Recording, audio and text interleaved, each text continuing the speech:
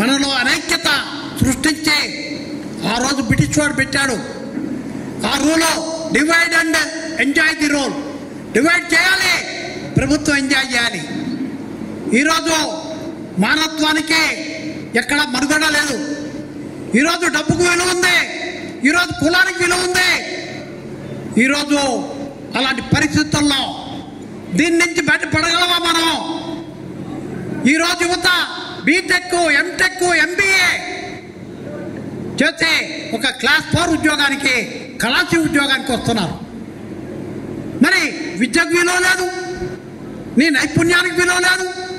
ఇలాంటి పరిస్థితుల్ని ఎదుర్కోగల సత్తా ఒక జెండాకి మాత్రమే ఉంది, ఎర్ర జెండా, కార్మిక జెండాకు మాత్రమే.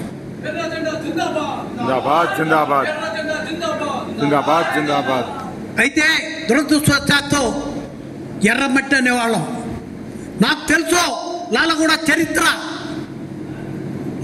చరిత్రలో పోరాటాలే ఊపిరి. అలాంటి లాలగూడ వర్క్షాప్లో మన ఎలక్షన్లో ఎర్ర జెండాకి తక్కువ ఓట్లు వచ్చినాయి. ఎందువల్ల